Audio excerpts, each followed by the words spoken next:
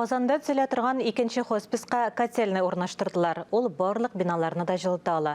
Хосписта төзелеш эшләре кайсы этапта? Хәбәрчебез кызыксынды.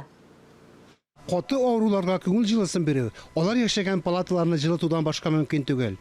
2 катлы бинаны, 60-ка якын палатаны җылыту өчен куәтле котельный кирәк. Анжела Вавилова исемендәге яңа хосписта заманча кыйммәтле котельный урнаштыралар. Душа наполняется радостью. Күңел шатлык белән тула. Тагын бер объект, 60 урынга исәпләнгән хоспис төзелеп бетү алдында. Хосписта теләсә нинди салкыннар вакытында да җылы булачак. Котельныйны эшләтү өчен тимәгә генә басарга кирәк. Автомат режимда эшләп китә. Хоспис өчен чит ил җиһазлары заказ буенча әзерләнгән. Хәзер төп коммуникацияләрне ясыйлар, бинаны тышыйлар. Хоспис 3000 квадрат метрдан артык мәйданда 2 елдан да кимрәк вакытта төзелде.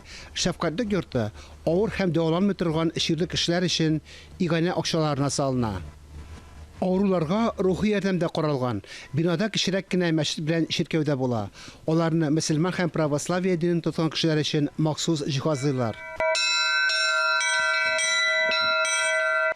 Хоспистың икенче бинасында нигездә өлкәннәр яшәячәк.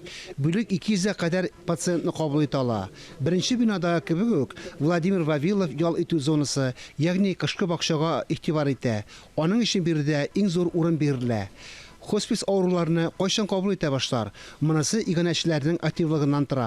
Ярдәм итәргә теләүчеләр күп.